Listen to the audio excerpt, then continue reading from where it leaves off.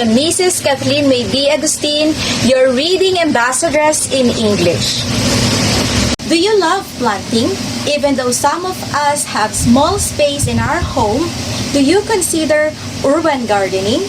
What are the fruits or vegetables already planted at home? In the story I'm going to tell, let us find out what are the things the characters did to make the tomatoes healthy. What are the things we need to do before we start? You are correct. We need to sit properly and listen carefully. The title of the story I'm going to tell is The Tomatoes of Peles, o Ang Mga Kamatis ni Peles. Story by Virgilio S. Almario and illustrated by Renato Gamos. Peles was tired of his everyday walks and wanderings, even if he had nothing to eat. This is why he thought of exerting himself and using his strength and brawn.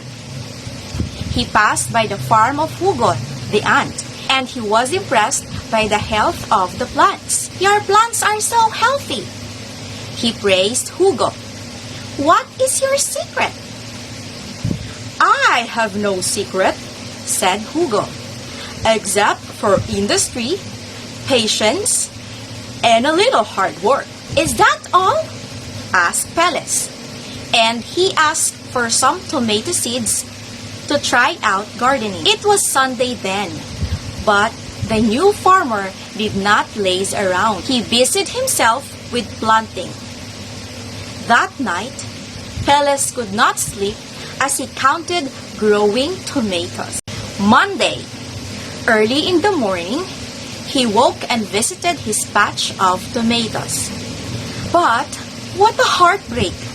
In the soft ground, not one seed had sprouted. Close to tears, Peles talked to Hugo. But Hugo only laughed and said, "Don't be impatient.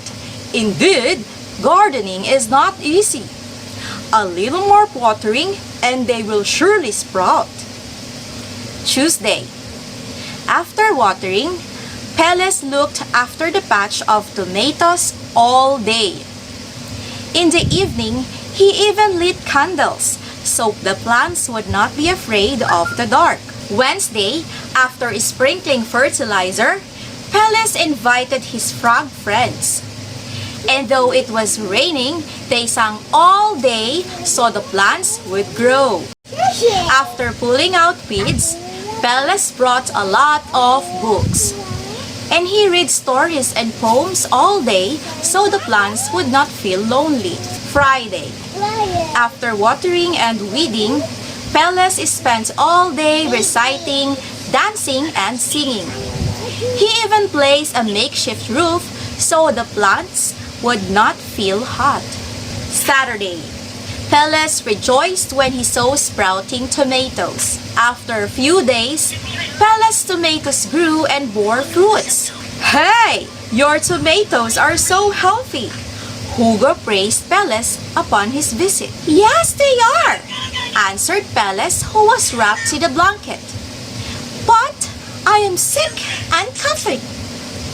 "That's only at the start," Hugo said, and Peles was left coughing. But he felt pleased as he looked over his patch of ripening tomatoes. Did you enjoy the story? Hope you like it. That's why, kids, for us to make our plants healthy, we need to have a long patience, become industrious, and add a little hard work in everything we do. Same with our studies.